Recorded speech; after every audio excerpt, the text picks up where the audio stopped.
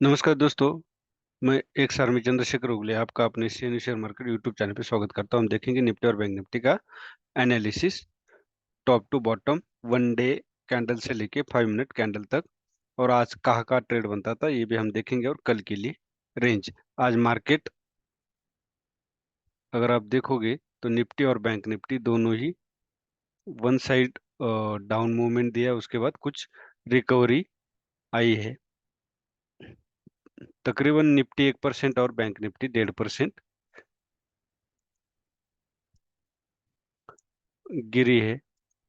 तो इसमें अगर आप देखोगे तो एक वन डे का छोटा सा जो ट्रेंड है, या हेड एंड शोल्डर भी बोल सकते हैं, यहाँ पे ये एक ब्रेक कर दिया है बैंक निफ्टी ने। मैंने कल भी बताया था अगर 19,560 अगर ब्रेक करता है तो ये तकरीबन जाएगा 19,300 तक, इसका सपोर्ट बनेगा।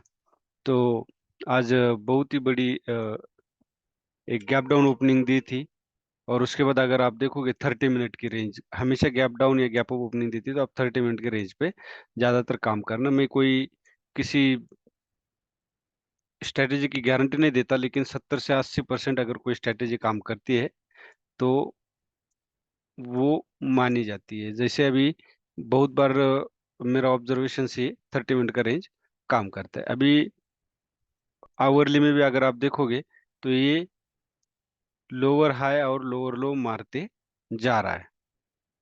आप देख सकते हैं प्रीवियस लो, उसके बाद ये लो, उसके बाद ये लो। तो ये लोअर लोज ब्रेक करते जा रहा है और लोअर हाई बनाते जा रहा है। तो हम देखेंगे अब मैंने कल भी बताया था हमें दोनों साइड के मूवमेंट के लिए तैयार रहना चाहिए। और यहाँ पे अगर आप देखोगे हार्मोनिक पैटर्न के हिसाब से भी, तो यहाँ देख सकते हैं आप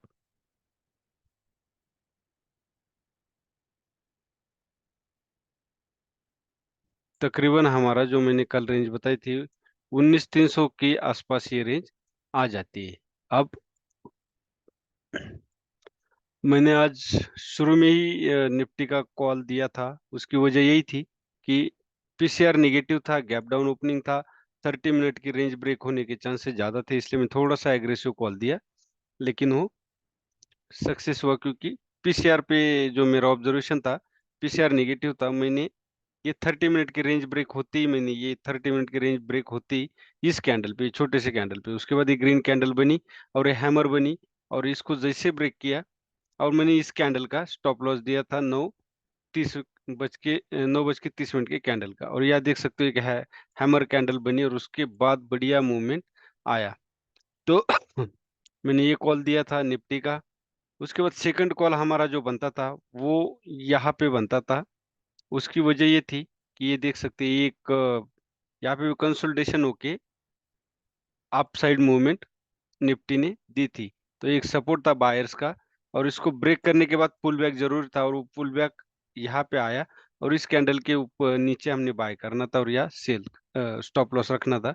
ये दो ट्रेड बनते थे, और यहाँ एक रिस्की ट्रेड बन सकता था, क्योंकि इतनी बड़ी मूवमेंट के बाद एक प्रॉफिट बुकिंग होती है, और उसके बाद ये शॉर्ट कवरिंग जिसको बोलते हैं वो आती है।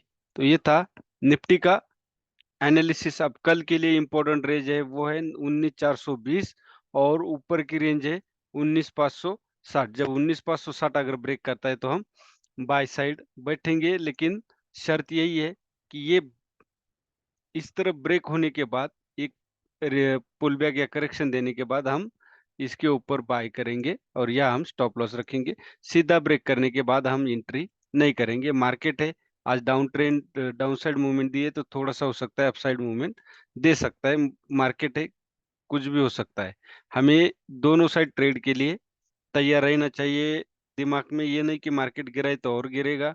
मार्केट ऑप्शन है, ऑप्शन में अ, कुछ कॉन्ट्रैक्ट्स होते हैं, उस कॉन्ट्रैक्ट के हिसाब से सेलर्स अगर यहाँ बैठे, मार्केट यहाँ ओपन हो कि यहाँ पे आएगा और यहाँ से डाउन ट्रेंड देना शुरू कर देगा, और आप यहाँ पे कहीं अगर पुट खरीदते हो तो आप फंस जाओगे। हमेशा सपोर्ट और रेजिस्टेंस का ध्यान रखना है, और उसके बाद ही हमने बाय करना है। अगर 19,420 ब्रेक करता है तो हमारा पहला ट्रेड बनता है जो 19,380 तक का टारगेट होगा, मतलब 40 मिनट का। उसके बाद 19,300 मतलब 80 पॉइंट का ये सेकंड टारगेट होगा। अगर 560 ब्रेक करता है तो हम 19,670 तक हम 110 से 120 पॉइंट का अपसाइड टारगेट होगा। अपसाइड कम क्वांटिटी में ट्रेड करे, डाउन साइड ज्यादा क्वांटिटी में ट्रेड कर सकते हैं, क्योंकि अभी 1 डे का ये एक छोटा सा सपोर्ट ब्रेक किया है, असेंडिंग ट्रेंड लाइन। अब हम देखेंगे बैंक निफ्टी। बैंक निफ्टी में भी आप देख सकते हो एबीसीडी पैटर्न का बिल्कुल टारगेट अचीव किया हुआ है। मैंने यहाँ पे भी ट्रेड थोड़ा एग्रेसिव ही दिया था, लेकिन वो सक्सेस रहा। मैंने इसी कैंडल पे ट्रेड दिया था 10:05 के कैंडल पे, और क्योंकि स्टॉप लॉस छोटा था इसलिए मैंने दिया था। और आप देख सकते हो वन साइड मूवमेंट, फिर सेम यहाँ पे एक ट्रेड बनता था क्योंकि पुल बैक आया था। अब कल के लिए हमारी सेम बाइंग अगर देखेंगे तो 45,140 के ऊपर बाय होगा। निफ्टी की तरह यहाँ भी वही सेम रूल लागू है, ब्रेक करने के बाद ऊपर इसके ऊपर बाय, और यह हमारा स्टॉप लॉस होगा। आज ये दो ही ट्रेड बनते थे, यहाँ पे भी एक बाइंग कर सकते थे क्योंकि यह कंसोलिडेशन दे रहा था। दो हैमर दिए थे और उसके बाद एक, दो इन्वर्टेड और एक हैमर। तो इस कैंडल के ऊपर हमारी बाय बनती थी 44,790 के ऊपर या 800 के ऊपर। और आप देख सकते हो यहाँ भी बढ़िया रिकवरी आई, मतलब आप दोनों उस तरफ 5 पैसे कमा सकते थे। मैं बाद में मार्केट में ट्रेड नहीं किया क्योंकि तबीयत भी खराब थी, और एक बार अपना इतना वन साइड मूवमेंट देने के बाद बार बार ट्रेड करने की जरूरत नहीं है। आया हुआ पैसा पॉकेट में रखना बहुत जरूरी है। मार्केट में रिस्क मैनेजमेंट, मनी मैनेजमेंट और प्रॉफिट को बरकरार रखना, ये बहुत ही बड़ी बात होती है, तभी आप मार्केट में टिक सकते हैं। तो कल का रेंज यही है, 45,140 अगर ब्रेक करता है तो फर्स्ट टारगेट हमारा 45,268 होगा। तो ये भी 120 के करीब कुछ रेंज हमारी बनती है। और नीचे अगर ब्रेक करता है तो 44,550 मतलब तकरीबन 180 पॉइंट की हमारी रेंज है। तो बरकरार ध्यान रखिए, मार्केट में जल्दी एंट्री ना करें। रेजिस्टेंस 140 है, यहाँ पे कोई हैमर वैमर कैंडल बनती है, कंसोलिडेशन देता है तो हम यहाँ भी सेलिंग साइड बैठेंगे, यहाँ पे भी हम सेल कर सकते हैं। और मार्केट यहाँ पे ओपन होता है तो हम यहाँ पे बाय करेंगे। क्यों? क्योंकि ये सपोर्ट का काम करेगा, डबल बॉटम तो बनाएगा ही, तुरंत ब्रेक करेगा नहीं, लेकिन बशर्ते यहाँ पे कोई हैमर या डोजी इस तरह की या स्टार कैंडल, इन तीनों में से एक कैंडल बननी जरूरी है। ये था हमारा आज का एनालिसिस। वीडियो अगर अच्छा लगता है तो लाइक कीजिए, शेयर कीजिए और सब्सक्राइब कीजिए। धन्यवाद। जय हिंद।